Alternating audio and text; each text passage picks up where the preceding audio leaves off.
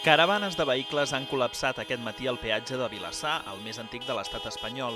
En aquest punt hi ha hagut fins a 6 quilòmetres de trànsit lent, unes cues generades pel temps que trigaven els treballadors a anotar les matrícules dels insubmisos i que s'han agreujat quan els manifestants han decidit aturar-se al davant del peatge.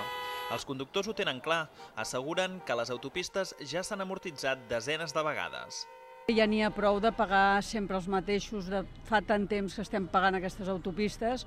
Una cosa són les noves i unes altres són aquestes que són les primeres que van existir. Ja estan amortitzades i creiem que no tenim per què continuar pagant sempre, que és el que passa, sempre els mateixos. Estic fart de pagar, estic fart que Convergència rescati les concessionàries a Madrid, perquè allà no posen peatges i són tot autovies gratuïtes, i perquè estic fart d'aquest agravi i que Acesa ens robi cada dia una pastarada. I estem farts, és que no pot ser. A altres llocs del país no es paga. Aquesta autopista es va fer i van dir que la pagaríem en un temps determinat, però una vegada aquesta autopista ja ha sigut pagada, per què collons l'hem de seguir pagant? Quan les coses van bé, la gent no s'hi fixa gaire, però quan les coses van malament i estan anant molt malament, ara tothom es fixa en tot i s'ha de mirar, estalviar per el que sigui, i la gent se'n dona compte que ser català significa pagar més que ningú.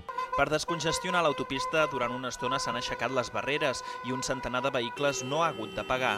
Mentrestant, d'altres han optat per abonar l'import del peatge d'una manera especial. He pagat cèntim a cèntim fins a 1,29 tota l'estona.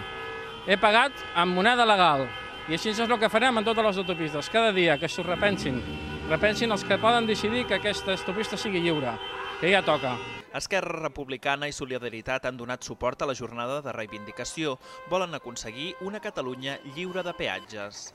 El que volem transmetre amb aquesta acció és que si nosaltres volem arribar a la llibertat, a la plenitud nacional, a la justícia social a la qual aspirem, doncs ens haurem de saltar algunes barreres. Ens mereixem un govern de la Generalitat que no amenaci, que no generi por a la ciutadania amb multes completament il·legals, que tothom ja ha reconegut que són il·legals i que hem demostrat avui aquí que hi ha un país amb coratge, que hi ha un país valent, que no té por d'aquestes multes il·legals i que venim aquí a reivindicar el que és just. Durant la jornada hi ha hagut moments de tensió quan els Mossos d'Esquadra han demanat el DNI a alguns dels manifestants que s'han aturat a l'autopista.